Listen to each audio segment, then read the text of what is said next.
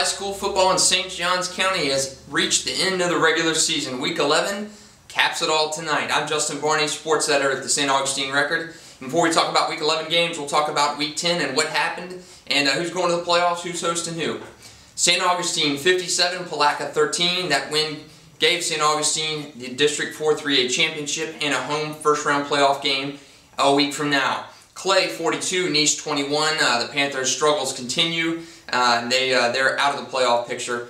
Clay will host a playoff game next week as well. Menendez wins a shootout over Matanzas 42-33. The Falcons stay out of the basement in District 4-3A play. Matanzas has been a constant visitor to the basement in district play, so this year they finish once again at the bottom of the district pile. St. Joseph 43, Florida School for the Deaf and Blind 6. Flashes continually winning in that rivalry game, and last week was no different. Bartram Trail closed out its regular season with a 24-10 win over rival Creekside. And now we move into this week's game. St. Augustine going to Ridgeview, and it's probably not going to be that good of a game, but St. Augustine has a chance to go 10-0 for the third consecutive season. So in terms of wins and losses, that's a big one for St. Augustine, finishing up 10-0. Providence going to Ponte Vedra in the game of the week. Providence 8-1, Ponte Vedra going for a 7-3 finish.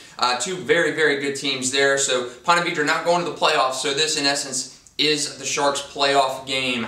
Maynard Christian visiting St. Joseph. Flashes a chance to finish strong. Creekside going over to face Menendez. Those teams really an equal of each other. Last year Creekside beat Menendez in the regular season to end it last season. So Menendez wants to get back on the winning track against Creekside.